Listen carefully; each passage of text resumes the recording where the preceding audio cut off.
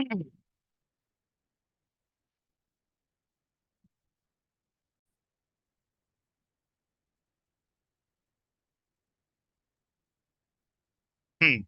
Audience এবং ল এর মধ্যে পার্থক্য কি? রেসপন্স করেন। এদের পার্থক্য জানেন?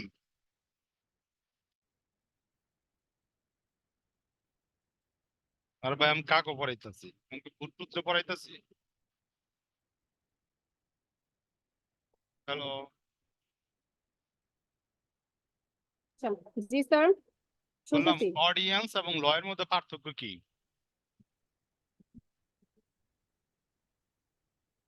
এই দুইটার মধ্যে জানি না। পার্থক্য কি? জানি না, এটা তো কইতে হবে ভাই। দেখেন, অডিয়েন্স এবং ল এর মধ্যে পার্থক্য হইলো গিয়া অ্যাকচুয়ালি চূড়ান্ত আইন, আর একটা কি চূড়ান্ত আইন না। আইন তৈরি করার পূর্বে এটা তো চলে, ঠিক আছে? যদি ইনকাম ট্যাক্স অডিয়েন্স আপনার রাষ্ট্রপতি আপনার জারি করে, ইনকাম ট্যাক্স অডিয়েন্স কে জারি করে? রাষ্ট্রপতি, ঠিক আছে? তো এখন শুনেন, ইনকাম ট্যাক্স আইন আমাদের, এই আইন অনুসারে ইনকাম ট্যাক্সের অঙ্কগুলা করা হয়, ঠিক আছে? তো বর্তমানে আপনার ইনকাম ট্যাক্সের যে নতুন আইন করছে, ওই আইনে টোটাল ধারা, টোটাল সেকশন,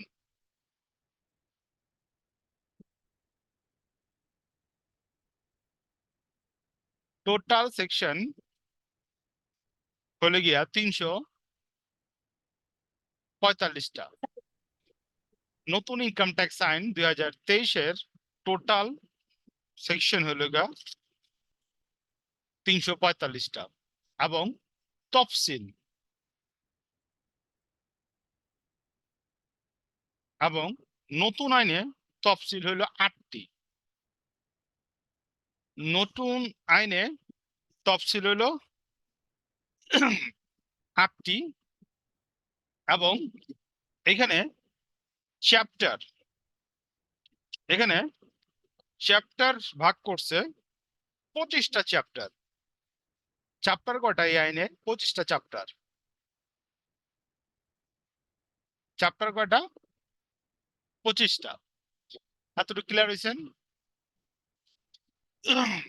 নতুন ইনকাম Yes, ট্যাক্স আইনে আমার ধারা হইলো 345টা, তফসিল 8টা, চ্যাপ্টার হইলো কত? 25টা, ঠিক আছে? স্যার, বলেন। তফসিল জিনিসটা বুঝি না, তফসিল জিনিসটা বুঝি না। আচ্ছা, বুঝেন। তফসিল হলো গিয়া আপনি আইন টোটাল কমপ্লিট করে ফেলাইছেন, ঠিক আছে? অর্থাৎ সংসদে পাশ করে ফেলাইছেন আইনটা, ঠিক আছে? তারপরও আইনের কিছু সংযোজন বিয়োজন করা দরকার। তখন কি করে সরকার?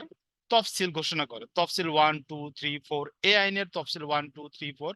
অর্থাৎ ইনকাম ট্যাক্স আইন 2023-এর 345টা ধারা তো আছেই, আরো নতুন করে কিছু রুলস অ্যাড করছে, ওইগুলো হলো তফসিল। আমি বুঝতে পারছি? জি স্যার। ওইগুলো কি তফসিল, ঠিক আছে?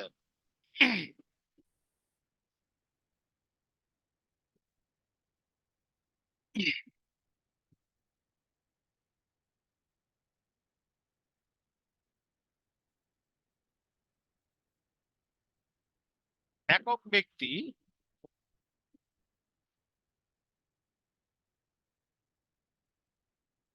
কর নির্ধারণের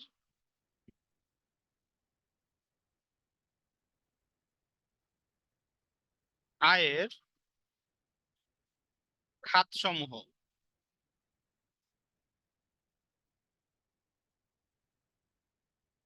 আয়ের খাতসমূহ।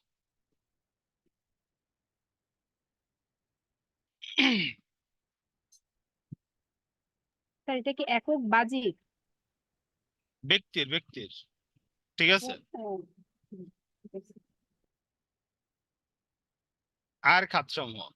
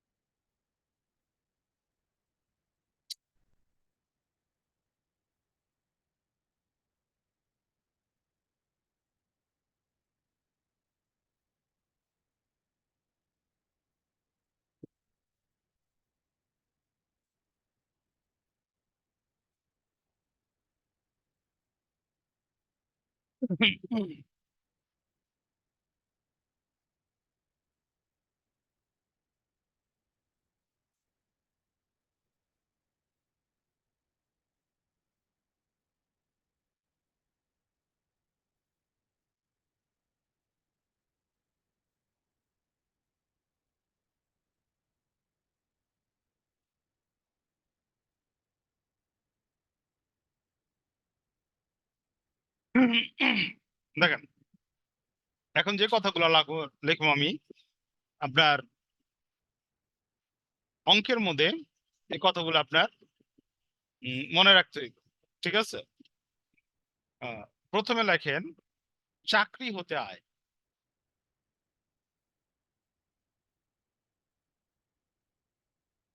চাকরি হতে আয়,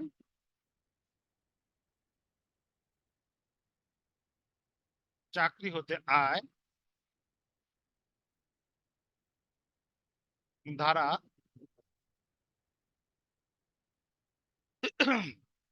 চাকরি হতে আয় ধারা ধারা 32 থেকে 34।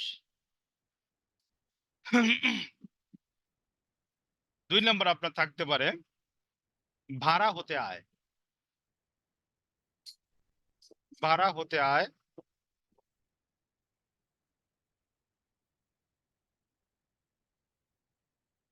ধারা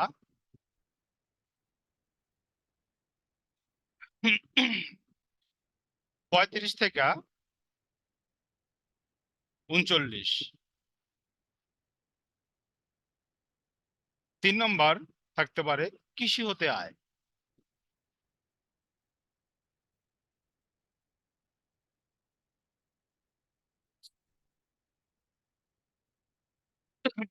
কৃষি হতে আয়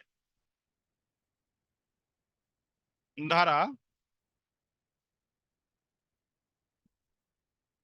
40 থেকে 44। এতটুকু লেখা হয়েছে। জি স্যার। 4 নম্বর লেখেন ব্যবসা হতে আয়।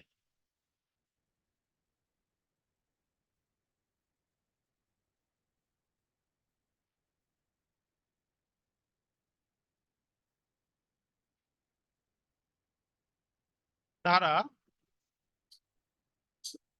45 থেকে 56। মূলধনী আয়। মূলধনী আয়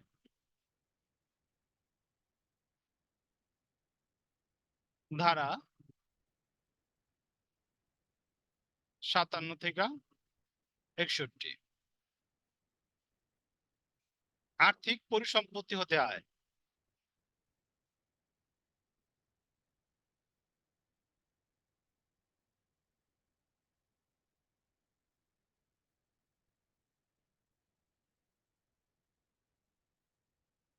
স্যার এটা কি ট্যাক্সের প্রথম অধ্যায়টাই? চুপচাপ লেখেন, কথা না। ধারা 62 থেকে 69। এখানে 7টা চ্যাপ্টার আলোচনা করতেছি। এরপরে দেখেন 7 নম্বর অন্যান্য উৎস হতে আয়। অন্যান্য উৎস হতে আয়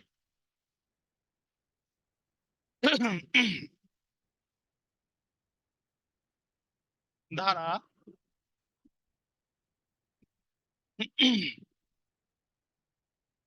66 থেকে 69। ঠিক আছে। হম, লেখা হয়েছে এতটুক।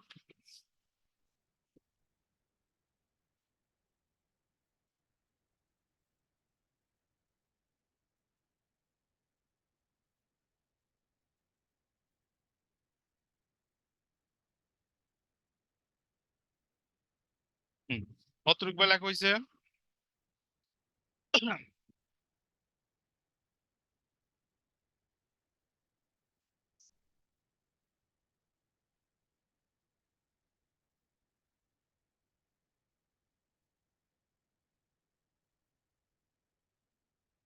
এরপরে লেখেন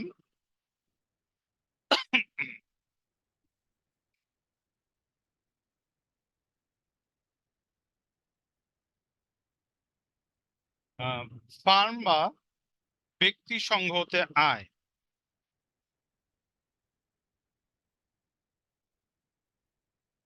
একটু ওয়েট করেন দেখালি।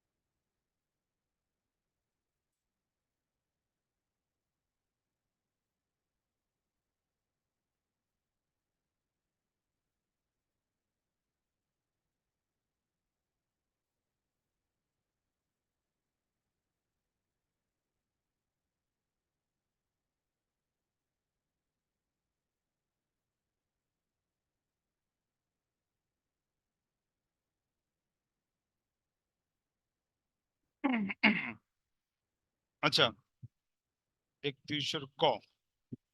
আচ্ছা লিখি, পরে বুঝুন এটি।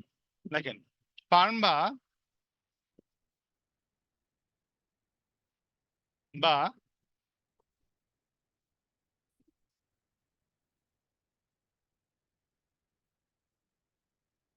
ব্যক্তি সংঘ হতে আয়।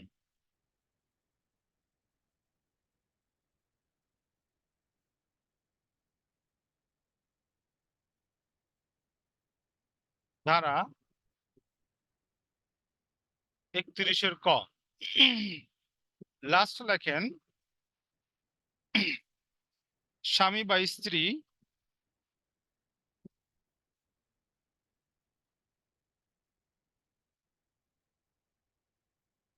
স্বামী বা স্ত্রী অপ্রাপ্ত বা অপ্রাপ্ত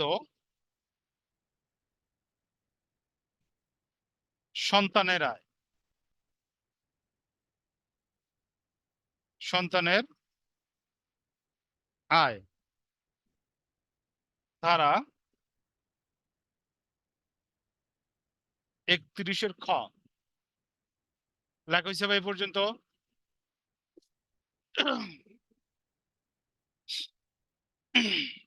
এই পর্যন্ত লেখা হয়েছে ভাই?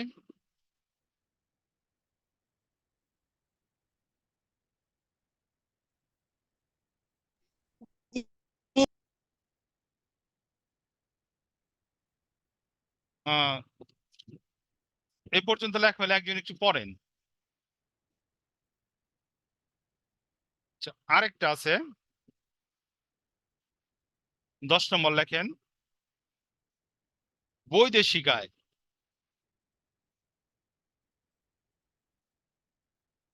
বৈদেশিক আয়, ঠিক আছে? আরেকটা লেখেন বৈদেশিক আয়। লেখছেন এতটুক? একজন একটু পড়েন। শান্ত পড়েন। এক হচ্ছে চাকরি হতে আয়, আচ্ছা ধারা থামেন, 32 থেকে। একটু একটু একটু একটু থামেন। দেখেন একজন ব্যক্তির যদি কর নির্ধারণ করতে চান, তখন একজন ব্যক্তির বিভিন্ন খাত থেকে তার আয় হয়, ঠিক আছে? মোটামুটি 7 থেকে 8টা খাত থেকে ওই ব্যক্তির আয় হয়ে থাকে। ওই আয়গুলো সব যোগ করে একক ব্যক্তির মোট আয় কি করবেন, নির্ধারণ করবেন, ঠিক আছে? তো প্রথমে আপনার চাকরি ক্ষেত্র থেকে আয় শিখতে হইব, এটা আলাদা একটা চ্যাপ্টার। ভাড়া থেকে আয় শিখতে হইব, এটা আলাদা একটা চ্যাপ্টার। কৃষি থেকে আয় শিখতে হইব, আলাদা চ্যাপ্টার। এরকম প্রত্যেকটা একটা আলাদা চ্যাপ্টার। যখন নাকি সবগুলো চ্যাপ্টার আপনি শিখে যাবেন, তখন একক ব্যক্তির মোট আয় আপনি কি করতে পারবেন, নির্ণয় করতে পারবেন। আমি বুঝতে পারছি? এই প্রত্যেকটা আলাদা একটা চ্যাপ্টার। আর একক ব্যক্তির আয় নির্ণয় করা, এইটা আলাদা একটা চ্যাপ্টার। এই চ্যাপ্টারটা করা হয়েছে সবগুলো চ্যাপ্টার মিলাইয়া, এই চ্যাপ্টারটা করা হয়েছে, ঠিক আছে? তো আমরা এক একটা চ্যাপ্টার শিখুম, শিখা কি করুন, তারপরে একক ব্যক্তির কর নির্ধারণের ওইদিকে আমরা যাবো। তো ওইদিকে যাওয়ার আগে এই চ্যাপ্টারের সাথে সাথে আরো অনেক আনুষঙ্গিক কিছু আমাদের কি করতে হইব, জানতে হইব। ঠিক আছে, এখন আপনি পড়বেন একক ব্যক্তির কর নির্ধারণের ক্ষেত্রে কোন কোন সোর্স থেকে, কোন কোন খাত থেকে আয় হইতে পারে, ওই আয়ের খাতগুলা পড়েন। একক ব্যক্তির কর নির্ধারণের আয়ের খাতসমূহ গুলো হচ্ছে: 1, চাকরি হতে আয়, যার ধারা 32 থেকে 34। 2, ভাড়া হতে আয়, যার ধারা হচ্ছে 35 থেকে 39। 3, কৃষি হতে আয়, যার ধারা 24 থেকে 44। 4, ব্যবসা হতে আয়, যার ধারা হচ্ছে 45 থেকে 56। 5, মূলধনী আয়, যার ধারা হচ্ছে 57 থেকে 61। 6, আর্থিক পরিসম্পদ হতে আয়, যার ধারা হচ্ছে 62 থেকে 69। 7, অন্যান্য উৎস হতে আয়, যার ধারা হচ্ছে 66 থেকে 69। 8, ফার্ম বা ব্যক্তি সংঘ হতে আয়, যার ধারা হচ্ছে 31-এর ক। 9, স্বামী বা স্ত্রী অপ্রাপ্ত সন্তানের আয়, যার ধারা হচ্ছে 31-এর খ। এবং 10, দেশি বৈদেশিক আয়। বৈদেশিক আয়, ঠিক আছে। আচ্ছা, তা বৈদেশিক আয়ের কোন ধারা আছে? ধারা থাকলে আপনারা পরে জানানো হইব, ঠিক আছে। আচ্ছা, ওকে।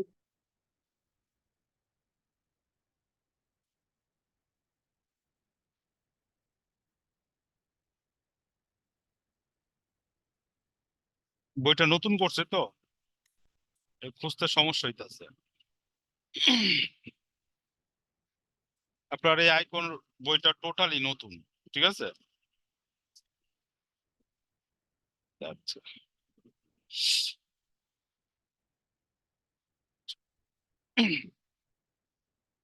দেখেন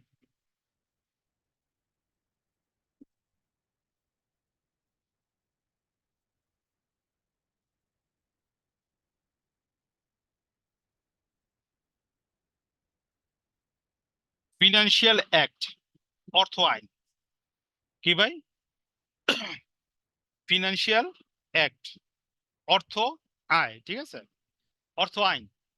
তো এখানে খেয়াল করেন, আমরা বলছি 2023 সালের আয়কর আইন অনুসারে আপনি কি করবেন, আয়কর সংক্রান্ত প্রবলেম গুলো সলভ করবেন। এছাড়াও সরকার কি করে, প্রত্যেক বছর ফিনান্সিয়াল কি করে, অ্যাক্ট প্রণয়ন করে।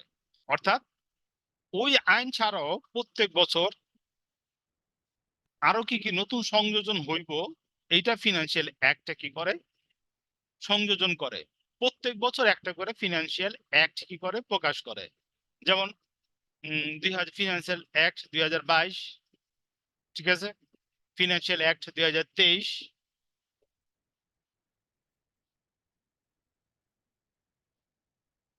অ্যাক্ট 2023। এই ফিনান্সিয়াল অ্যাক্ট গুলা থেকে আপনি আয়কর সংক্রান্ত কি করবেন, সমস্যার সমাধান পাইবেন, ঠিক আছে। তারপরে ইনকাম ট্যাক্স আইন,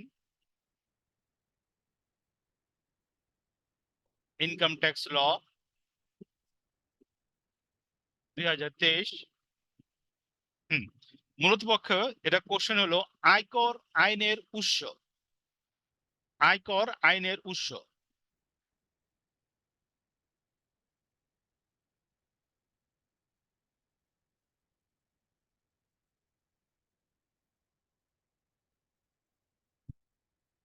আয়কর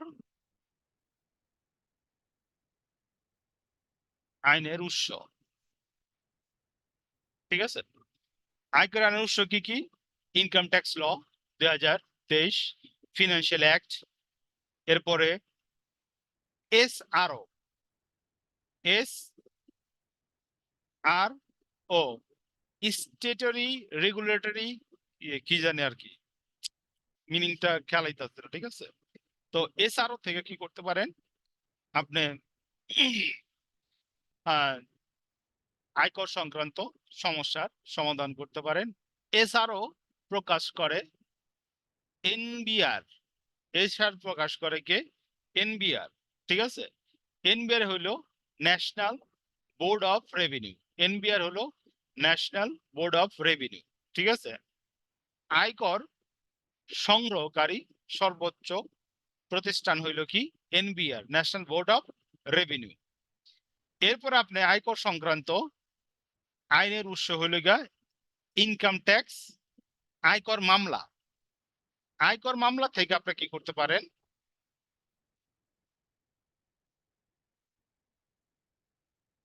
আয়কর মামলা, ঠিক আছে, আয়কর মামলা থেকে কি করতে পারেন? আয়কর আইনের বিভিন্ন রেফারেন্স কি করতে পারেন? আপনি প্রদান করতে পারেন। তো আয়কর আইনের সোর্স গুলা কি কি ভাই? চারটা বলছে, খেয়াল করে। Income tax, financial act, SRO, এটা আপনার 10 to 10 আসবে, ঠিক আছে, এসআরও, এবং কি আয়কর মামলা, এবং কি আয়কর মামলা। আচ্ছা,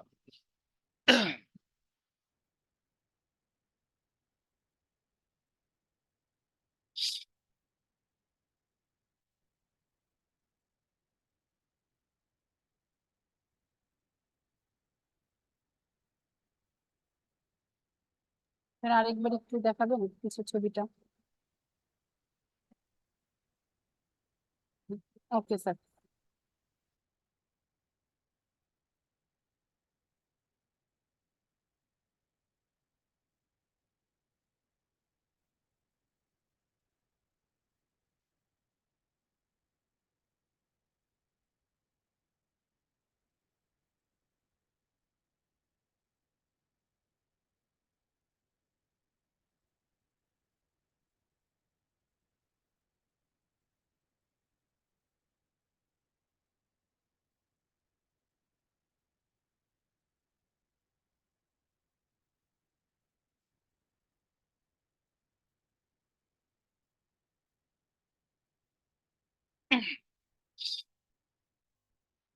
লেখেন একটু।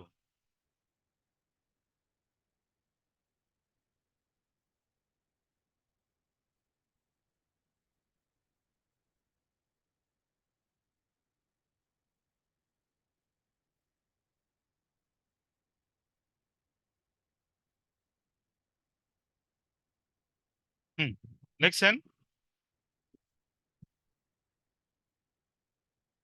এতটুকু লিখছেন? অ্যাকাউন্টিং ইয়ার কি আর অ্যাসেসমেন্ট ইয়ার অথবা ট্যাক্স ইয়ার কি? বলেন।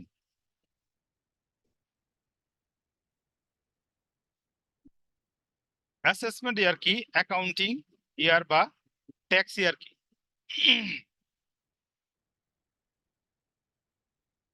বলেন।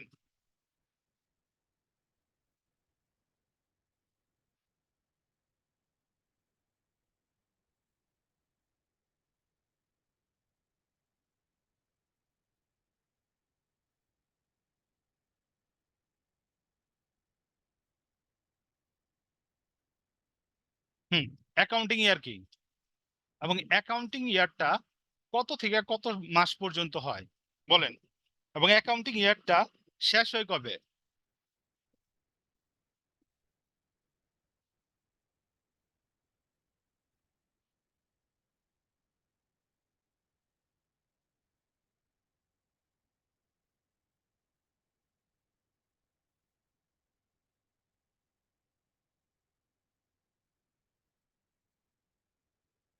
বা রেসপন্স করেন। জি স্যার, দেখতেছি। অ্যাকাউন্টিং ইয়ারটা কত থেকে কত হয়, বা ইনকাম ইয়ারটা কত থেকে কত মাস হয়? ডেটটা ইয়ে করেন। আর অ্যাসেসমেন্ট ইয়ারটা কত থেকে কত, বা ট্যাক্স ইয়ারটা কি, এইটা কি বুঝায়? বই থেকে বুঝবেন না, এমনি নিজের থেকে যদি পারেন তো বলেন পারি, নাহলে না। স্যার এমনিতে তো হিসাবের শুরু সাধারণত অ্যাকাউন্টিং স্যার জুন মাসে হয়। খেয়াল করেন, অ্যাকাউন্টিং ইয়ার, ঠিক আছে, এটা কোম্পানির উপর বেস করে আপনার কি হতে পারে, ভিন্ন হতে পারে। নর্মালি অ্যাকাউন্টিং ইয়ার জানুয়ারি থেকে ডিসেম্বর হয় সাধারণত, অ্যাকাউন্টিং ইয়ারটা প্রতিষ্ঠানে, ঠিক আছে। আবার অনেক প্রতিষ্ঠান জুন থেকে জুলাই হয়, ঠিক আছে। এটি হলো আমার অ্যাকাউন্টিং ইয়ার। আবার অনেক প্রতিষ্ঠানের এপ্রিল থেকে, ঠিক আছে, এপ্রিল থেকে মে পর্যন্ত হইতে পারে, জানুয়ারি ফেব্রুয়ারি মার্চ, এপ্রিল থেকে মার্চ পর্যন্ত হইতে পারে। আমি আপনার অ্যাকাউন্টিং ইয়ারটা বুঝতে পারছি।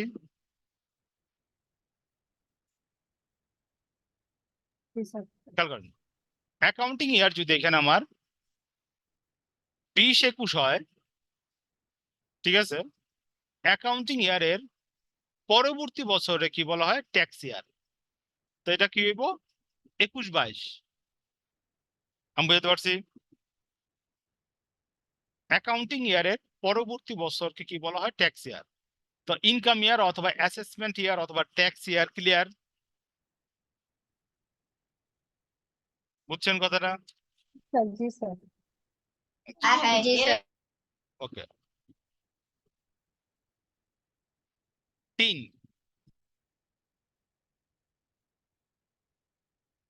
দেখেন, ট্যাক্স প্রদান করতে হইলে আপনার 3 এর মাধ্যমে কি করতে হবে, ট্যাক্স প্রদান করতে হইব। 3 ছাড়া কি করতে পারবেন না, আপনি বর্তমানে ব্যবসা বাণিজ্য করতে পারবেন না, ট্যাক্সের টাকা জমা দিতে পারবেন না 3 ছাড়া। 3 হইল গা tax payer identification number. 10 to 10 আসবো, মনে রেখেন। ট্যাক্স পেয়ার, আপনার কলেজের পরীক্ষাতে এটা আসবো, ট্যাক্স পেয়ার আইডেন্টিফিকেশন নাম্বার, ঠিক আছে।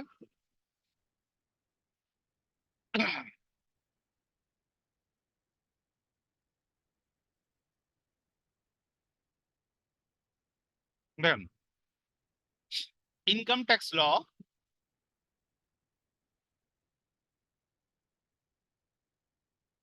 ইনকাম ট্যাক্স ল 2023-এ, ইনকাম ট্যাক্স ল 2023-এ সেকশন 261-2-তে, ইনকাম ট্যাক্স ল সেকশন 241-2-তে বর্তমান আইনের 3 সম্পর্কে আপনার বলা হয়েছে, ঠিক আছে। 3-এর আগের নাম আছিল জিআইআর, জিআইআর আছে, ঠিক আছে, জেনে রাখেন। তো বর্তমানে একজন করদাতা যদি কর প্রদান করতে চায় তখন তাকে কি করতে হয়, 3 অ্যাকাউন্ট ওপেন করতে হয়। 3 অ্যাকাউন্ট ছাড়া আপনি কি করতে পারবেন না, ট্যাক্স প্রদান করতে পারবেন না। ক্লিয়ার? আচ্ছা, আবার একটু আমরা অ্যাড হই, ঠিক আছে, 4 মিনিট বাকি আছে, আবার একটু আমরা অ্যাড হই। হ্যাঁ,